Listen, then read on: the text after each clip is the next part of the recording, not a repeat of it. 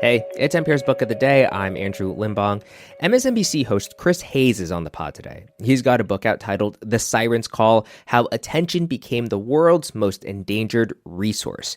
And that word, resource, it's an interesting one to use when talking about attention, because it's not as if there's a lack of it. In fact, a lot of us are all too eager to hand our attention out willy-nilly to social media, to the latest news stories, to any hot gossip we hear, either about famous people or people we know. But the thing about attention is that it's fleeting. Hayes talks to NPR's Steve Inskeep about how President Trump uses attention to further his goals, and how Hayes himself thinks about the attention economy as a cable news host. That's up ahead. This message comes from Charles Schwab. When it comes to managing your wealth, Schwab gives you more choices, like full-service wealth management and advice when you need it. You can also invest on your own and trade on Thinkorswim. Visit schwab.com to learn more.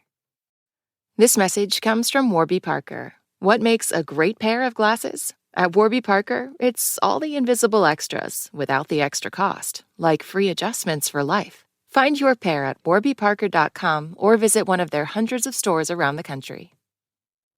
A recent skit on Saturday Night Live featured a panel of cable TV news talent. Welcome to MSNBC. I'm Rachel Maddow. They're trying to report on the inauguration of President Trump, but each time they analyze something Trump did, they are interrupted by news of something else Trump did. One thing I do know is this time around, we're not going to get sucked in by every new shiny, crazy statement from Trump. We need to focus on what he does, not what he says. I'm sorry, I have to interrupt you. We have some breaking news. Trump has apparently just told reporters that he would One of the panelists parodied in this skit is MSNBC program host Chris Hayes. Of course, the real Chris Hayes saw the skit and felt it could not be better timed. Interestingly, it was a satirization of precisely the conundrum I wrote the whole book about. That new book is called The Sirens Call. It's about the battle for attention, which internet companies, advertisers, entertainers, and politicians demand of us so constantly that we can't pay attention. You say this is not the information age, it's the attention age. What do you mean? Information is generative, it's infinite. The thing that is finite in the information age, as we call it, is attention. If 10 firms have your data or 1,000 do, it doesn't make that big a difference in your life. But if someone has your attention, someone else can't have it. And that does make a difference in your life. I thought at first, when I started this book, that you were going to tell me about social media and the demands of social media. And you do, and the demands of your phone. But you mentioned that every business is rewired for this. There are many businesses that are about the brand, which is seizing attention, and not really even about the product. They could care less about the product. This is one of the strange things about the age we live in which, because of sort of the global industrial production and outsourcing, the actual product has become very secondary to the brand. I mean, the swoosh is what has value for Nike much more than the physical sneaker. You're in the attention business. What's it like to be in the attention business? I don't think it's great for my psyche, but I think the insights that I've gleaned from being in the attention business, in which one always feels like one is chasing attention as opposed to directing it, which I think is the central experience of it. One of the insights I think I had over the course of the last 11 years that I've been hosting a cable news show is that this experience is actually being democratized before our eyes, that the experience of desperately chasing attention, trying to figure out the whims of where it's going and how to hold it, is increasingly the experience of more and more people, particularly a younger generation that is raised on producing content for social media, whose aspirations to be famous on social media or to go viral, be influencers, as polls reflect, become a kind of dominant social model of aspiration. That this experience is now increasingly the experience everyone has. Help me understand when you say you're chasing attention as opposed to something else. Somebody might think of you as someone who commands attention, who tells people what to think, or at least tells them what to pay attention to. You choose stories, people tune in. Is that not your experience?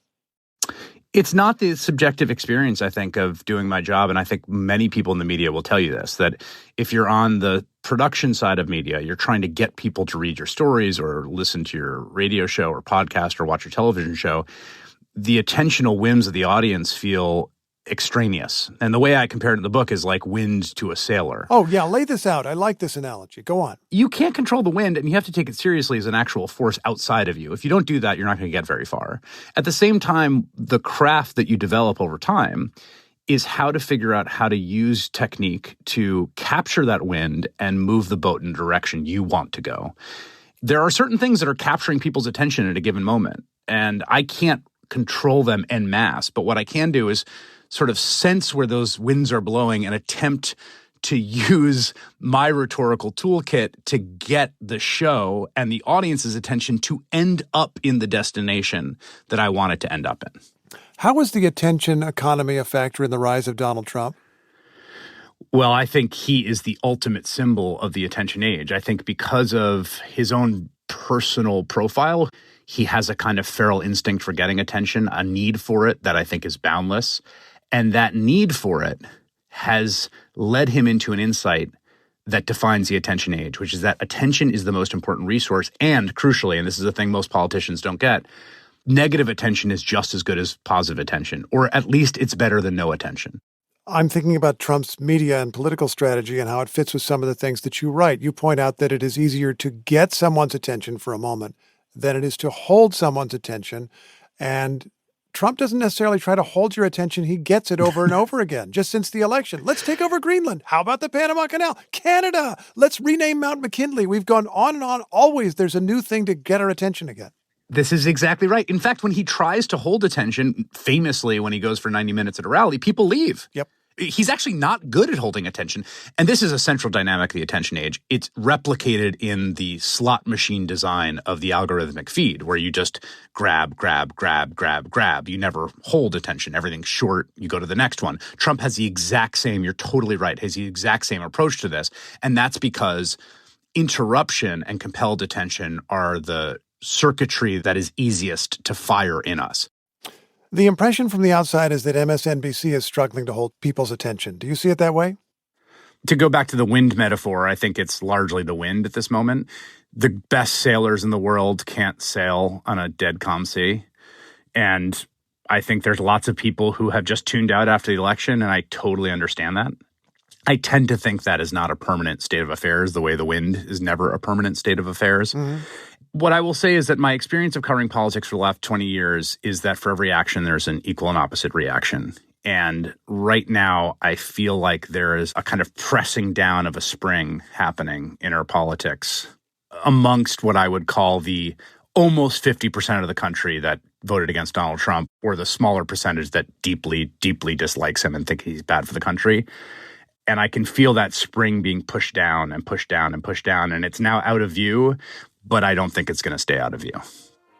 Chris Hayes of MSNBC is the author of a new book, The Sirens Call, How Attention Became the World's Most Endangered Resource. Pleasure talking with you. Thank you so much. Thank you, Steve.